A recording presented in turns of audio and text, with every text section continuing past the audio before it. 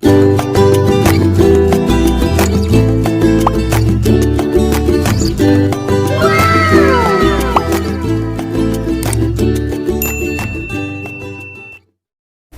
day, grade 2 pupils. We are on the third quarter of our English subject, week 4, and our topic is about made up and real text or stories.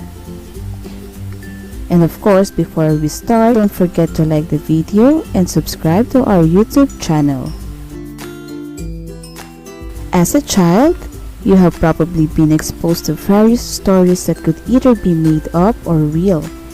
Made-up texts are stories that could not happen in real life, while real texts are those which could really happen. In this lesson, you are expected to recognize the difference between made-up and real in text listened to. Look at these pictures. Identify the pictures which could tell made-up and real stories. Which pictures could tell made-up and real stories? Can you identify them? Let us see.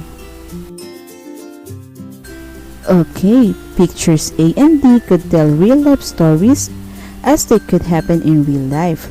However, pictures B and C are pictures that could tell made-up stories as they could not really happen in real life.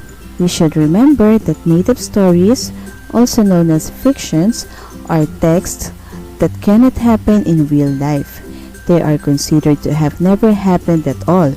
They are written for amusement or entertainment purposes only. For example, the fairy granted her wish. The genie helped him achieve his dreams.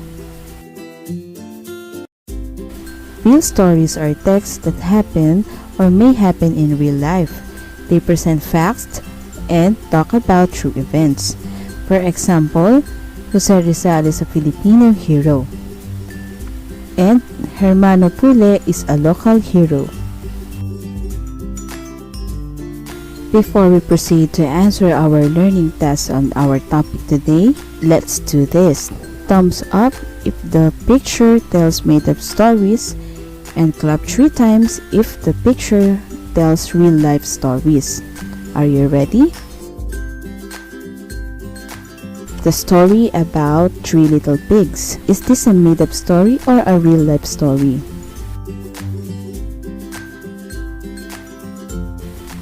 Right, thumbs up. This is a made-up story. This story is very familiar to you already. That's why you can easily tell that this is a made-up story. Next one, Princess Sarah. Thumbs up or clap 3 times. The answer is clap 3 times. Yes, a wealthy young girl attending a boarding school in London is pressed into maid service at school when she suddenly becomes an orphan. This story can be happened in real life situation. Third picture, we have the lion and the mouse. Thumbs up or clap 3 times. Very good, thumbs up. It is also a familiar made-up story. Next, we have The Boy Who Cried Wolf. What's your answer? It is clapped 3 times. Why? The tale concerns a shepherd boy who repeatedly tricks nearby villagers into thinking a wolf is attacking his town's flock. When a wolf actually does appear and the boy again calls for help, the villagers believe that it is another false alarm and the sheep are eaten by the wolf. This story tells us that we should never trick our fellow that we are in danger, because when the real danger comes, no one will believe us anymore. They might think that we are tricking them again. And the next story is the story of Rona Mahilum.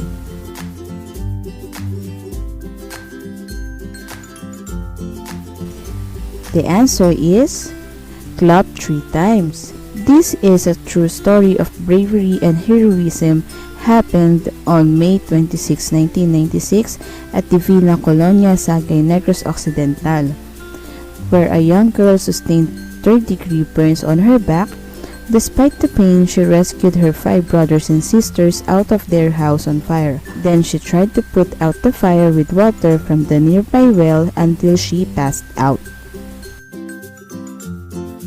Okay, so this time let us answer the learning task number 1 on page 18. Write made up if the statement talks about made up stories, and real if the statement is about real stories. The first statement, it talks about true events.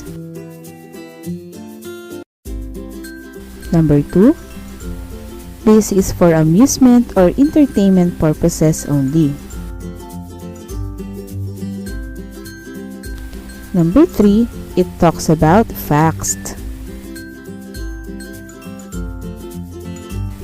Number 4, this story never happened at all. And number 5, it is also called as fiction. Second learning task on page 18, group the words inside the box as to made up or real. Do this in your paper. The words are monster, moon, fairy, school, earth, Mickey Mouse. I will give an example. Monster is a made-up story.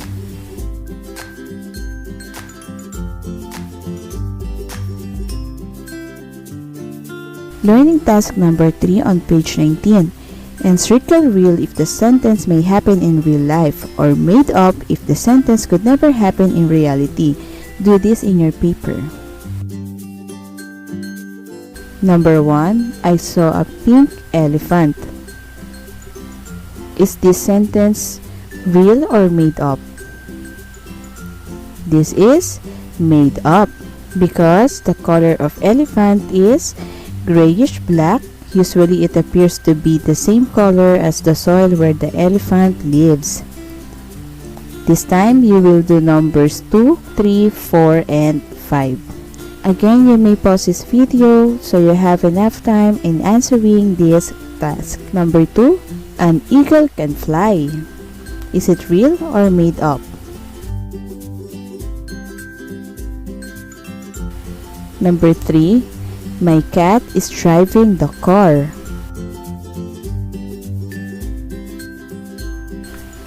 Number 4, the mouse answered my quiz. Number 5, the doctor treated the patient.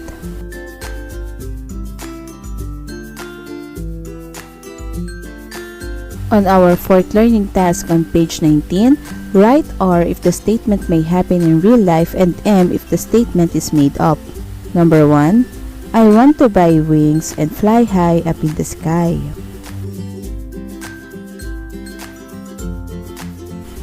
Number 2, there are different plant species in the forest. Number 3, cows give milk.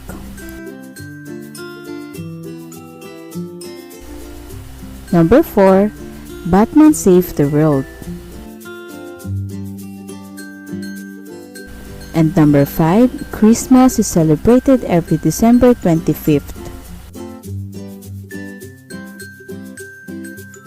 For our last activity, in your paper, complete the paragraph below by selecting your answers from the given choices.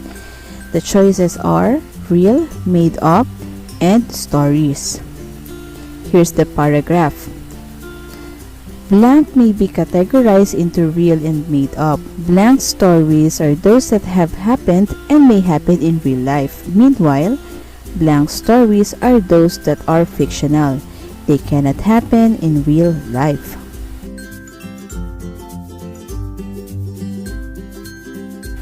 Okay, so we're done with our topic on English Week 4. Thank you for listening. See you on our next lesson.